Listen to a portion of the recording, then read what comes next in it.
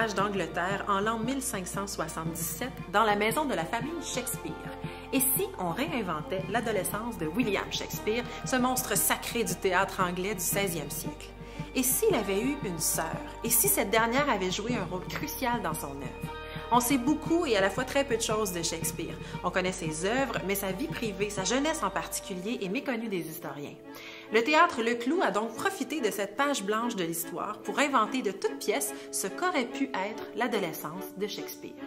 On retrouve William et Margaret. Lui est un acteur brillant, mais éprouve quelques difficultés avec l'écriture.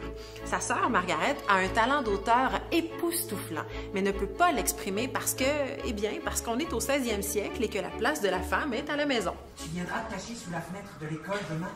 Si je réussis à terminer mes tâches avant que le soleil ne se couche, oui. Nous avons philosophie, je n'y comprends rien. Tu pourras m'aider à comprendre ce que je n'arrive pas à saisir. Oh, tais-toi, papa pourrait t'entendre.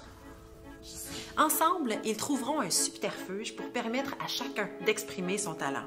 Et c'est là que le génie des créateurs opère. Au lieu de faire un récit moralisateur sur la place de la femme, les créateurs ont choisi la comédie, la fiction et le théâtre musical pour montrer comment les talents de chacun peuvent se conjuguer, pour mettre en lumière l'amour et le respect entre le frère et la sœur et pour dénoncer les inégalités.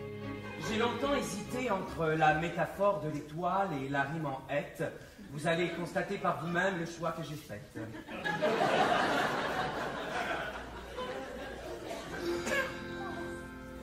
Ô amulette, brave femme, jamais aux oubliettes.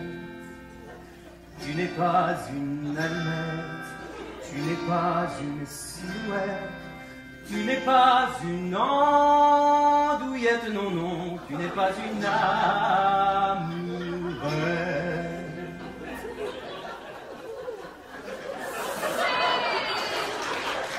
Le texte est efficace et mélange joyeusement le langage d'époque et les expressions actuelles. On joue, on s'amuse avec les codes du théâtre. Mention spéciale au travail du comédien Renaud Paradis qui joue tous les personnages secondaires, masculins ou féminins. Il est colossal et tellement drôle. Il manie la chanson, la comédie et le drame avec le même brio. Et son monologue de la fin où il slame sur l'importance de l'égalité des chances n'en a que plus de résonance pour le public. C'est un spectacle riche qui propose des niveaux de lecture tellement variés. Personnellement, je ne savais pas trop à quoi m'attendre en allant voir ce spectacle et c'est une de mes plus belles découvertes cette année. Et c'est pas juste la programmatrice qui vous le dit. La salle était pleine d'adolescents qui sont ressortis en reprenant des passages du spectacle. Je vous invite donc de tout cœur à venir découvrir, vous aussi, Je suis William. Le bruit du monde endormi, moi caché ici, dans ma tête je brandis des histoires, des ennemis.